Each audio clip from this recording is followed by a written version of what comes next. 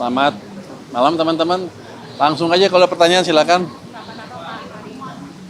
Tadi yang barusan rapat ada dua hal. Satu, rencana bagaimana menarik uang-uang dolar yang orang Indonesia suka taruh di luar balik ke sini. Tapi masih belum matang, masih kita matangkan lagi. Tapi kalau saya lihat rencananya cukup bagus sekali. Jadi kemungkinan bisa dijalankan dalam waktu mungkin 1 bulan ke depan. Itu utamanya. Yang kedua tadi ada Menteri Sosial menjabarkan programnya tahun 2026 yang biasa kurang anggarannya. Dia minta nanti kalau bisa ditambah anggarannya. Akan kita pelajari bersama antara keuangan dan sosial, nanti baru kita hitung seperti apa kalau perlu ditambah dan bagaimana cara nambahnya dan kapan akan ditambah. Soal dolar tadi, apa Pak itu? DHL lagi atau? Oh enggak. Ini betul-betul market base. Kalau saya kan orang market. Jadi ya pasti market base, bukan memaksa orang itu, tapi akan memberikan. Ini masih belum matang ya, boleh ngomong ya? Saya nggak tahu. Dikit aja mungkin pendiskil Pak. Kira-kira akan ada insentif di mana orang Indonesia lebih suka naruh uang dolar di sini dibanding di luar. Saya baru tahu juga bahwa ternyata setiap bulan banyak juga yang kirim ke luar negeri orang Indonesia. Uang-uangnya utamanya ke beberapa negara di kawasan sini.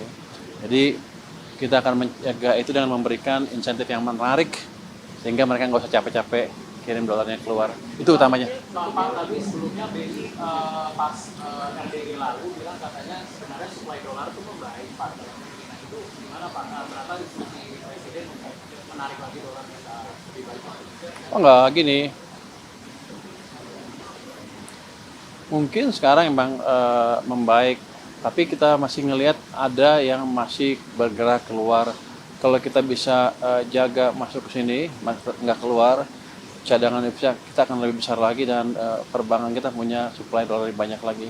Dan nanti proyek-proyek yang hilirisasi kan biasanya perlunya dolar financing kan, dananya ada di sini dengan bunga yang cukup baik dan yang untung adalah perbankan dalam negeri sendiri. Jadi uangnya nggak kemana-mana.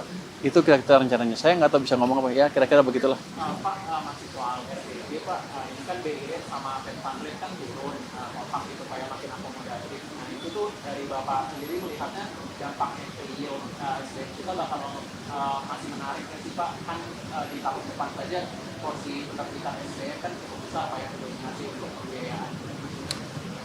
Menarik apa enggak tergantung gimana prospek pertumbuhan di sini. Jadi biasanya mereka masuk ke sini bukan hanya yield aja, tapi juga mencari stabilitas.